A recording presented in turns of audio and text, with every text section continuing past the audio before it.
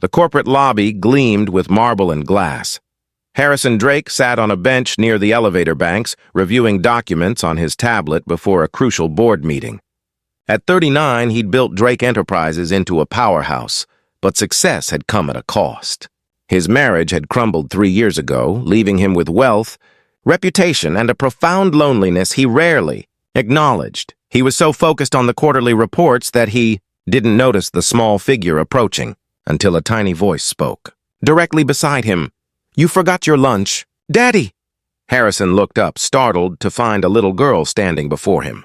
She couldn't have been more than 3 years old, with blonde pigtails and a pink dress. She held out a bright pink lunchbox with a cartoon face on it, offering it to him with absolute certainty.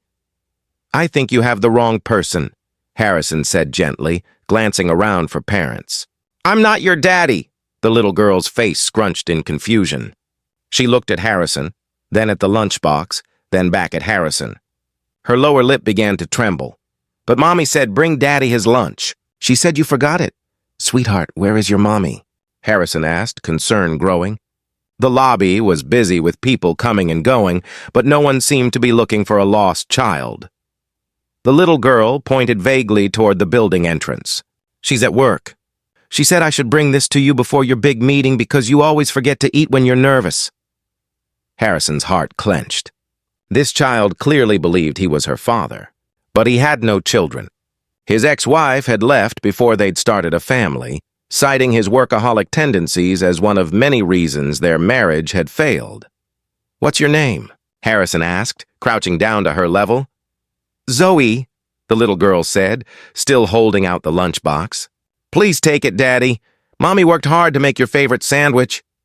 Before Harrison could respond, a woman's panicked voice cut through the lobby noise. "Zoe! Zoe, where are you?" A young woman rushed toward them, her face pale with relief and fear. She wore simple work clothes and had the same blonde hair as the little girl, though hers was pulled back in a hasty ponytail. She looked to be in her late 20s, exhausted and worried. "Thank God," she breathed, reaching for Zoe. "I'm so sorry, sir." She slipped away while I was getting supplies from my cart. "I work in the cleaning service here, and I brought her today because childcare fell through and—" She stopped, really looking at Harrison for the first time. Her face went from relieved to mortified. "Oh no. Zoe, this isn't Daddy. I'm so sorry, Mr. Drake. I recognize you from the company directory. My daughter, she's been confused ever since—" The woman's voice cracked slightly. "I'm so sorry for bothering you." She reached for Zoe's hand, but the little girl pulled back, still offering the lunchbox to Harrison.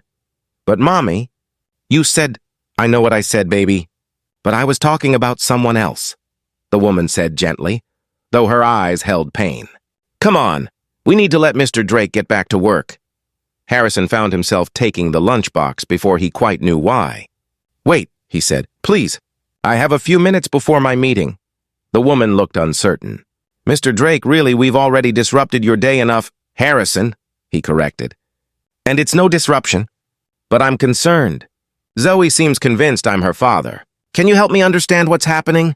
The woman, whose name he learned was Mara Collins, reluctantly explained.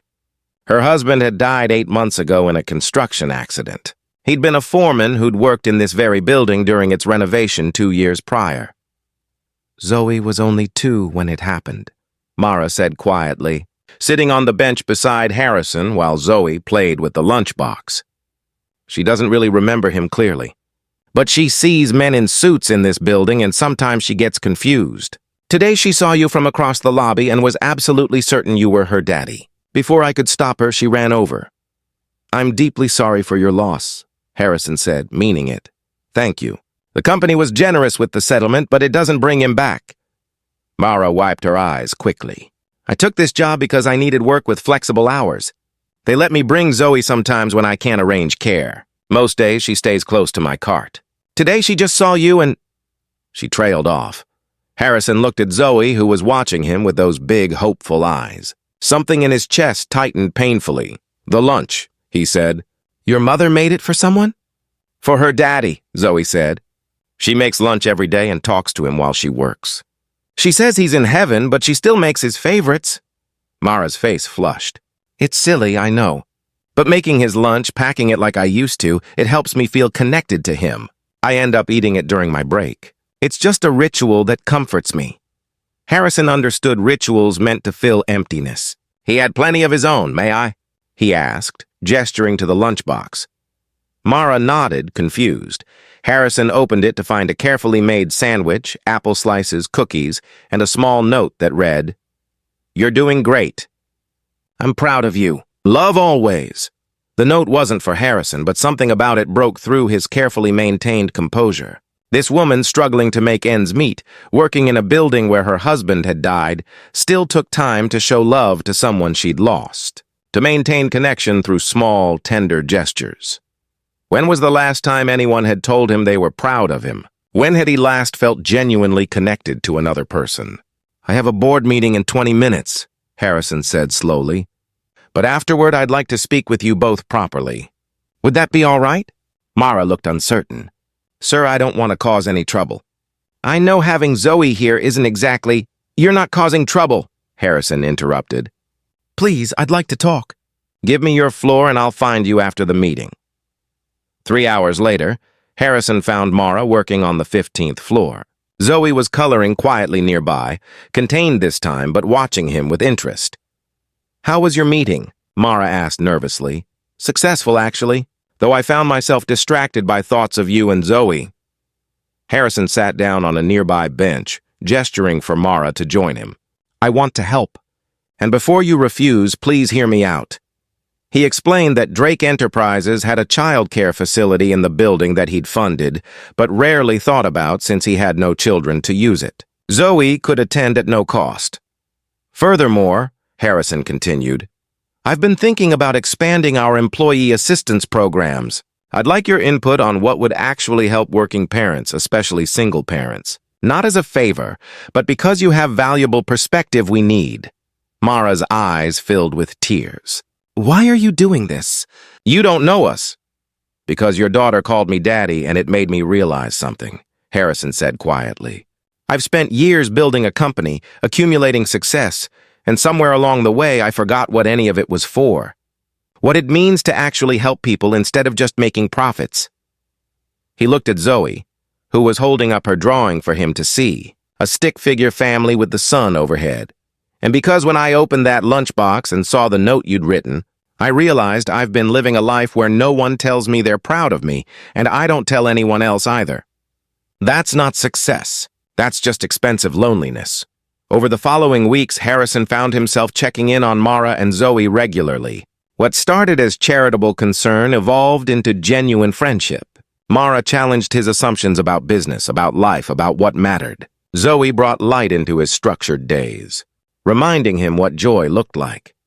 Harrison reformed company policies, improved benefits for working parents, and started seeing his employees as people rather than resources.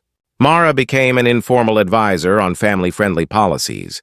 Her insights invaluable because they came from lived experience rather than theoretical knowledge. "You've changed," Harrison's assistant remarked one day. "You smile more. You seem more present." I was reminded that life is about connection. "Not just achievement," Harrison replied. 6 months after the lunchbox incident, Harrison found himself at Mara's small apartment for dinner. Nothing fancy, just spaghetti and salad. But as he sat at her modest table, with Zoe chattering about her day and Mara laughing at his attempts to twirl pasta properly, Harrison felt something he hadn't felt in years. He felt home.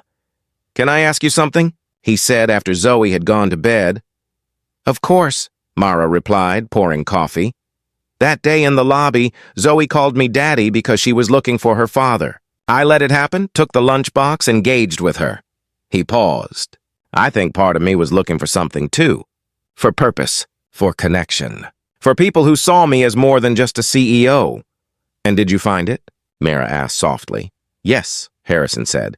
"I found it in a little girl who mistook me for her father, and a woman who makes lunches for someone in heaven because love doesn't end with death." Mara wiped her eyes. "I should tell you something too. That day when Zoe ran to you, part of me wanted her to be right. Wanted you to be someone who could step into the void my husband left. Not to replace him, but to help fill the emptiness. And now?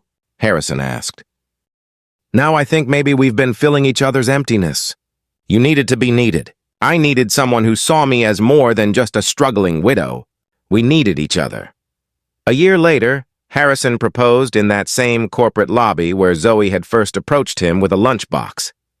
He'd arranged for the company to install a permanent memorial bench for Mara's late husband, honoring the man whose death had inadvertently brought them together. I'm not trying to replace your first love, Harrison said, holding Mara's hands, but I'm asking to be your next chapter. To help raise Zoe, to build a family, to show you both that love can be found again even after loss. Mara said yes through happy tears, while Zoe danced around them, delighted. At their small wedding ceremony, Zoe gave a speech that she'd practiced carefully. When I was little, I brought the wrong man lunch, she said, her childish earnestness making everyone smile. But Mommy says maybe he was the right man all along, just in a different way than I thought. She says sometimes we find what we need when we're looking for something else. I think that's called a happy accident.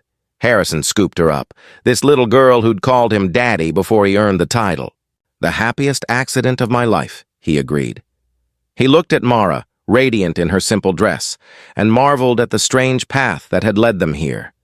A confused child, a forgotten lunch, a moment of unexpected vulnerability that had cracked open his carefully controlled world. You changed my life, he told her that night. You and Zoe reminded me what matters.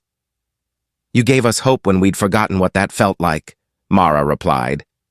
You showed us that loss doesn't have to mean the end of joy, because sometimes the wrong person turns out to be exactly right. Sometimes a case of mistaken identity leads to true connection, and sometimes love finds us not when we're looking for it, but when we're open to unexpected moments of grace that arrive in pink lunchboxes, carried by little girls with pigtails who see possibility where others see only strangers. If this story touched your heart, please like, share, and subscribe for more tales about unexpected connections and found families. Comment below about a time when a mistake led you to something wonderful. The best blessings often arrive unannounced.